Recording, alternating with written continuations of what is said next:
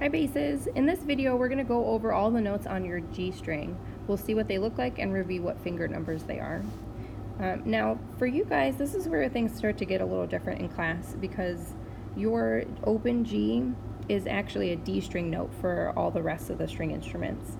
So when we're going over notes in class and I say G and I tell the cellos to use 4 fingers, you're actually using your open G.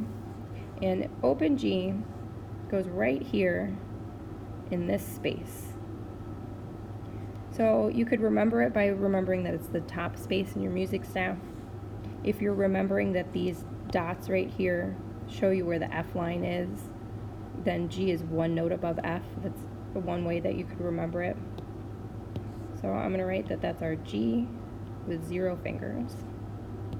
Okay, we're going to go up to our next line, and our A is our top line on the music staff.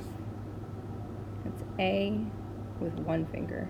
Now remember, our music alphabet only has 7 letters in it. It goes up to G, and if you need to keep going, you just go up to the next octave A. So that's why G goes to A and not like H or something like that. Okay, our very next note is going to be a space note, and we're going to use this space above all of our music staff lines. So sitting right there on top of the music staff is B with 4 fingers. All right, we've run out of fingers, but we still have 2 more notes that we need to use. So I'm going to start by adding a ledger line. These extra lines extend our music staff so that we can read notes that are higher than our 5 lines and 4 spaces. I'm going to put this note with a line going through it, so it's a line note. And that's our C sharp.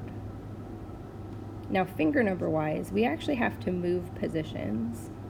We're going to play this note with 2 fingers, but it's going to be in 3rd position. So that's where you move your whole hand up and you move your thumb up, and we're playing farther down the fingerboard to play higher notes.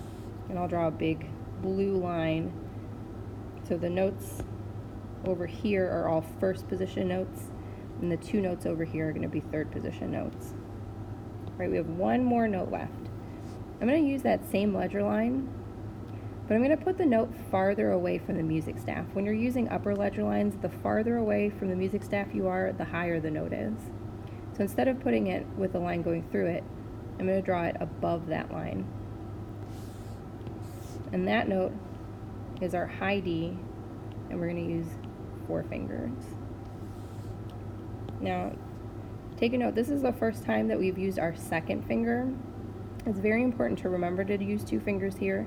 If you go to 3rd position, you play your 1st finger, you're actually playing what we call a C natural. If we want this to be C sharp, it's got to be 2 fingers. Okay, those are all of your G string notes.